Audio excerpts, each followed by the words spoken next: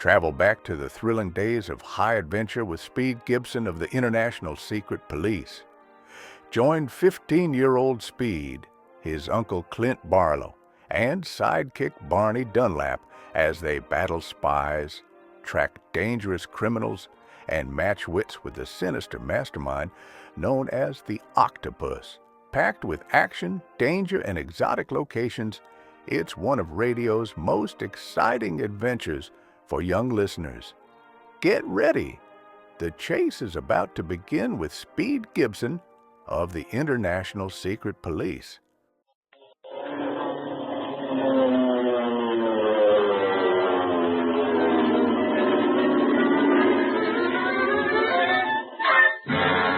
Speed Gibson of the International Secret Police.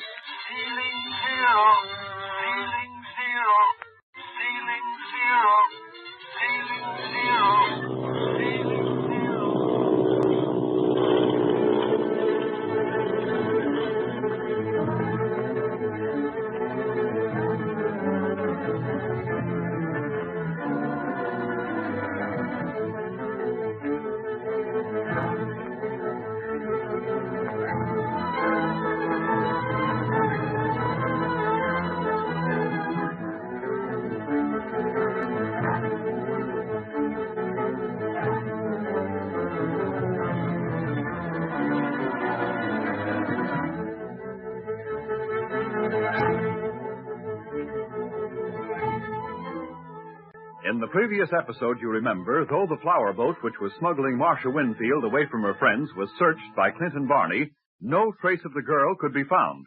Instead, the two members of the secret police almost lost their lives, but Speed Gibson arrived in time to prevent this. After the crew and members of the Octopus have been arrested and started back to Hong Kong under the supervision of Li Ying, the Hong Kong operator of the International Secret Police, Speed, Clint, and Barney go to the house of Bob Gilmore, who shared the adventure on the flower boat. He has already told them that Marcia's brother Larry was his best friend, and is about to go into more detail when the voice of the Octopus comes in over his shortwave set, warning Bob to be silent, to forget what he knows about Larry Winfield, that Marcia's life depends on his bad memory. This silences Bob, and the boys begin to wonder if he can help them after all. Hey, Bob, the Octopus gives warnings like that all the time. We don't pay any attention to him anymore. Nah, talk's cheap. Only time I start worrying about the Octopus is when he goes into action. But, Barney, that girl's life depends on me now. If it was just my life, I wouldn't hesitate. But now, I don't know what to do. Now, listen, Bob. I was up against the same thing a while ago when Marcia first disappeared. The Octopus told me the same thing he told you, that I'd never see her again if I continued the search for him. You mean he's holding her as a hostage? Yes, and Marcia's fate is determined this minute whether you tell us what you know or not. But before I go any further, are you sure that shortwave set is dead now? Yes, I checked it thoroughly after the Octopus signed off. It was open before. Must have forgotten to turn it off when the flower boat came into sight. All the excitement and so forth. Yeah, that so forth business almost sank us. As I was saying, the Octopus knew what he was going to do with Marcia before he ordered his men to kidnap her. All his activities are carefully planned ahead of time. Of course, he was ready for last-minute emergencies. Like taking Miss Marcia and the cargo of opium off the flower boat while you, Barney, and Bob are below with the captain, Clint? Yes, you see, his men are well trained. They have orders and counter-orders, just in case the first plan falls through. Now, the only way we can hope to trace Marcia is to learn more of the background of the whole case. And that's where you come in, Bob, by telling us everything you know of her brother. But there's little more to tell you than what I've already told you, Clint. All right, go ahead, Bob. Well, as I was saying, Larry got me a position with another company, but all the while he was talking me up to Mr. Merritt, president of the oil company he was working for, telling him that I was the man he wanted as his assistant on the Tibet expedition. Yeah, Miss Marcia said he was all excited about his job. He was, Speed. But that was his nature, enthusiastic about everything. That's why I noticed the change so much. What change?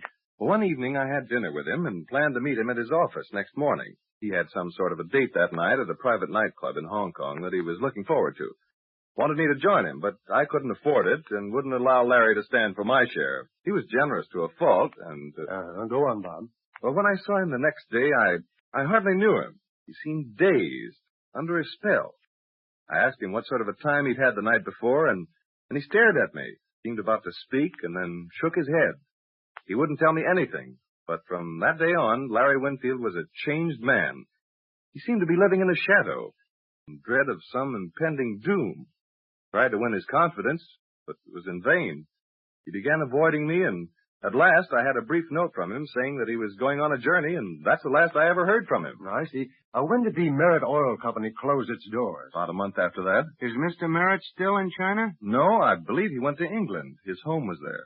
Gee, that doesn't help us much, does it, Clint? No, yet Bob's information must contain some clue to Larry's whereabouts. Some tiny key that might unlock the whole mystery. Else, why did the octopus bother to warn him to keep silent? That's right. Oh, gosh, I'm tired. Me too, Barney.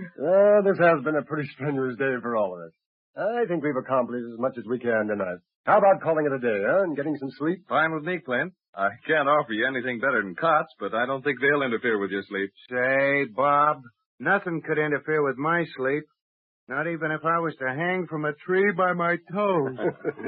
Oh, good night, all. Good night, Bob. Good night, Bob.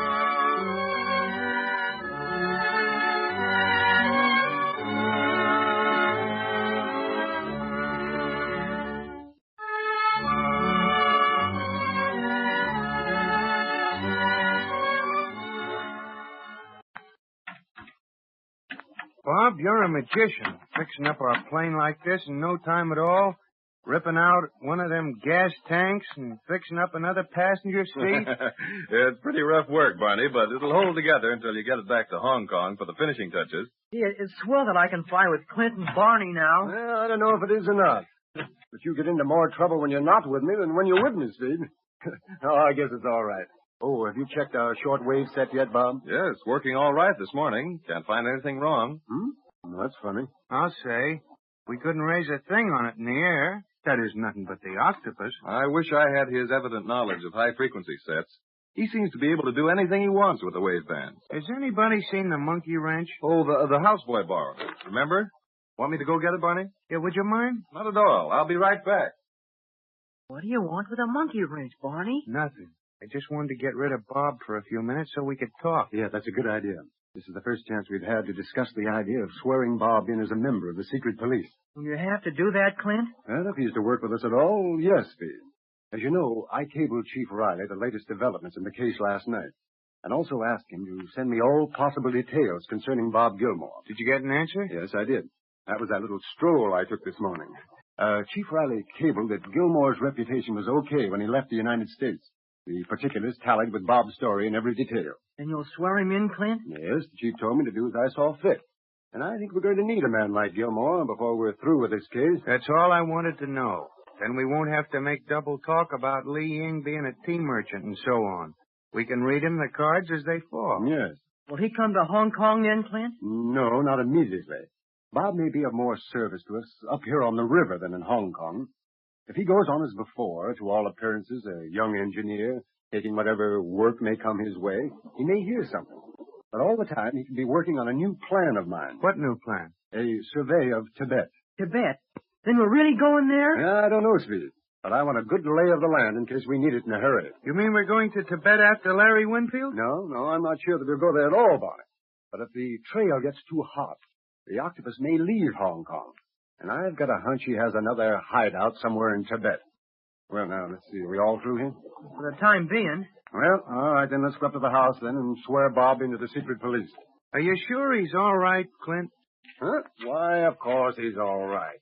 After all he's done, I don't see how you could possibly be suspicious of him. Besides, we have Chief Riley's okay, too. Don't forget that. Bob? Bob, where are you? Here I am, Speed. Still looking for the monkey wrench. My houseboy has disappeared, and so's the wrench. Let that go, Bob. We got something more important for you. Yeah? What is it? Anything happened to the plane while I was gone? No, she's as good as new now. In a little while, we'll take off and stop bothering. Oh, gee, it's been no bother, Barney. I'll be darn sorry to see you fellas leave. It's been a breath of home knowing you. We'll keep in touch with you, Bob, because you're going to join our organization. Well, that is if you wish. You mean join the secret police? That's right. Then I'll swear you in right now if you want, Bob. If I want? You know what this means to me. Sure, we know, buddy. And it's going to be the sort of work you like best, too. Engineering. Suppose we swear Bob in before telling him all, huh, Barney? Well, all right, go ahead. Raise your right hand, Bob. Okay. And listen carefully. If you want to change your mind after hearing the oath, well, that's your privilege. I'm ready, Clint. Go ahead. Do you, Bob Gilmore, as a member of the International Secret Police, promise to obey and protect law and order in your own country or wherever else your duties may carry you? Will you cooperate with the foreign police after you have fulfilled your mission? And will you, above all else, recognize the code of the secret police? Courage, honor, and silence, and not betray it in any manner whatsoever. I promise. Congratulations. Congratulations. We gotten you into trouble already, Bob, so we thought you might as well have the name as well as play the game. See, this is one of the biggest moments of my life, fellas. What do I do first? Well, first, you will memorize this copy of our secret police code. And after you have it memorized, destroy the copy. I'm to stay here, then? Yes. After I return to Hong Kong, I'll wire you further instructions, in code. And that's why it's important that you memorize the code key. What about my shortwave set? Well, the octopus will probably be listening to everything you send or receive over your set, Bob. He may suspect the wires, but he'll not be able to decipher them. Our code is the one thing we've kept from him. You've tried to get it often enough. You'll have to be extra careful, Bob. Don't let anyone know that you're in the secret police. Because after you do, the octopus will do anything to get rid of you. Yeah, and he kind of has it in for you now. Don't worry about me. This is the sort of thing I like. I've been in plenty of tough scrapes before, and have always managed to squeeze out of them. Oh, say, Bob. Yes? In secret police work, sometimes too much courage is worse than too little. What do you mean? Don't be too willing to die for the service. You will be able to help it more by continuing to live. In plain words, he means don't take unnecessary chances, Bob. I understand. You'll have plenty to do, Bob, when Clint sends you instructions about surveying Tibet. Tibet? Yes, do you remember anything of Larry Winfield's work along this line? No, he stayed more to generalities. In fact, things were too much in the formative stage to have any detailed data. That was to have come later. Dr. Kingsley could help us out a lot on Tibet, couldn't he, Clint? Yes, and Li Ying, too. Oh, see, by the way, Bob, Li Ling is not only a tea merchant, but our Far East operator as well. No. Say, I don't see how the octopus is going to stand a chance against your organization, Clint. There are secret police everywhere. And there are octopus guys everywhere, too. Don't forget that. I'll say, for all we know, there may be some on that river out there right now. Hey, isn't that your houseboy down by our plane, Bob? Down by the plane? It is. What's he doing down there? Say, he's got a monkey wrench in his hand. The one we was looking for. Clint, he's going to rush the controls. Quick, let's get down there and stop him.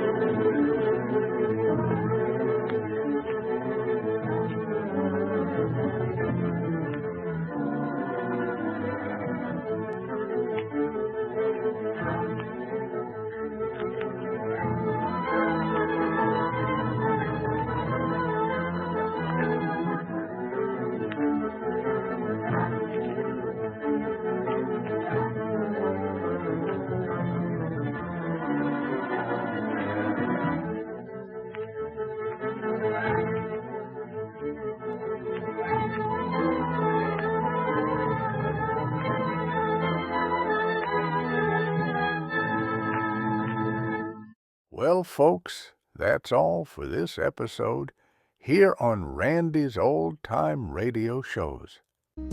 Now, bringing these golden oldies back to life takes no small amount of time and effort from our good friend Randy, cleaning up the audio, converting the files, and making sure each show has the best audio possible. If you've enjoyed the program and you'd like to help keep these classics on the airwaves night after night, why not consider a small donation? Every penny goes straight to supporting Randy's work and helping this channel stay on the air. You'll find the links down in the description below. And for those of you kind souls who've already given, Randy tips his fedora to you. Your support truly keeps this old radio spirit alive. Thanks ever so much. And until next time, Keep those dials tuned and keep the memories rolling.